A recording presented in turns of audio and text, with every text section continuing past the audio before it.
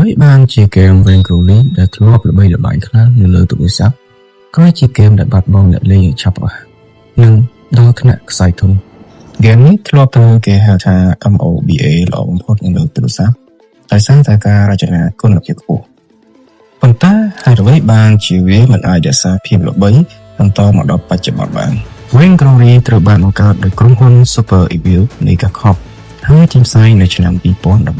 នៅពេលនោះវាត្រូវបានគេចាត់ទុកថាជា MOBA លើទូរស័ព្ទដំបូងដែលមានគុណភាព Graphics ស្ទើរតែស្មើនឹងកុំព្យូទ័រ Gameplay របស់វាមានភាពជ្រាលជ្រៅប្រើចំណេះដឹងនិងយុទ្ធសាស្ត្រជាចម្បងអ្នកលេងចូលចិត្តវាព្រោះវាមានតុល្យភាពល្អនិងភាពស្រស់ស្អាតក្នុងការប្រយុទ្ធបញ្ហាធំៗបានកើតឡើងនៅពេលដែល Mobile Legends Arena of Valor និងក្រោយមក League of Legends បានចេញផ្សាយហ្គេមទាំងនោះមានប្រព័ន្ធ marketing ខ្លាំងជាងមាន server ឆាប់ចូលរហ័ស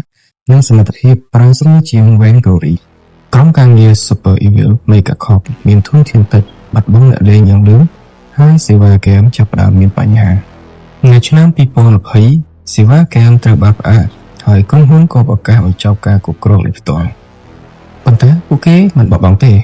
ក្រុមអភិវឌ្ឍបានបន្តបង្កើតហ្គេមថ្មីៗដូចជា Castle Black ដែលមានលក្ខណៈ Team Battle ដូចជា MOBA ប៉ុន្តែប្រើទិសដៅក្នុងការរចនាថ្មីវាជាការបង្ហាញថាពួកគេនៅតែជាជាក់លើកនិតនៃការប្រយុទ្ធជាក្រុមនៅលើទូរស័ព្ទដៃហ្គេមនេះអាចនិយាយបានថាទោះបីជាអស់ពេលរបស់វាតែវាបានបង្ហាញឃើញថា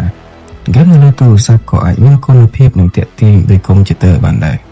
Vainglory ធ្លាប់ជាផ្នែកមួយនៃប្រវត្តិសាស្ត្រហ្គេមរបស់ Mobile ដែលអ្នកលេងជាច្រើនមិនអាចបំភ្លេចបានបើសិនជាអនាគតមាន Vainglory 2 ឬក៏ហ្គេមថ្មីដែលមានរចនាបថដូចដើមតើអ្នកនឹងចង់លេងម្ដងទៀតដែរឬទេ